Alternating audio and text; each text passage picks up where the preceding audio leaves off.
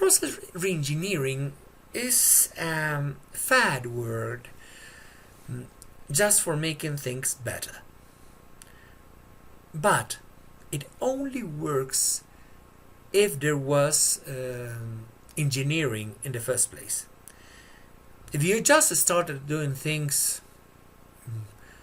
out of the blue, there is no engineering to re-engineer.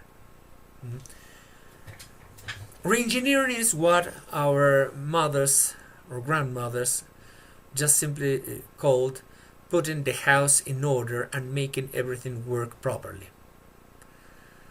So yes, it's a fancy word, as many in management, but the main message here is that either it's ordered or it's not. A process either is put in its place or it's not.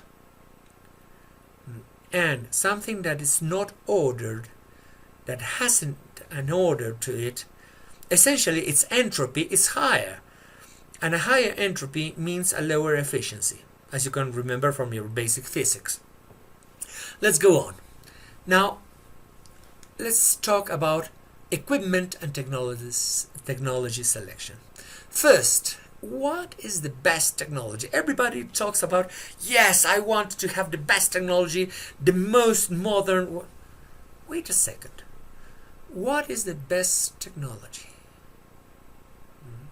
A fancy artifact that's new? No, sirs.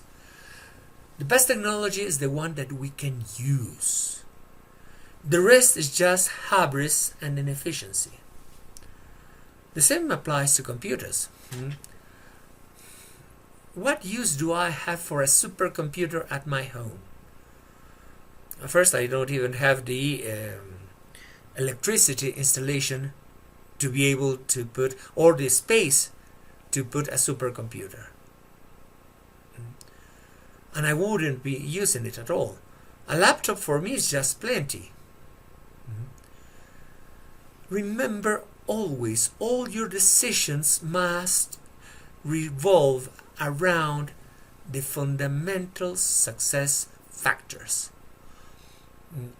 Either you're thinking about what affects your business, and those are the critical success factors, or you're out of your league. You're thinking, yes, technology will solve my problem. Not so, because you're not thinking about your problem in regards to your business.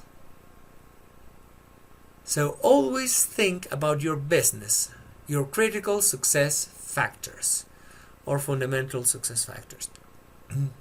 Now, let's talk a little bit about capacity and its limitations.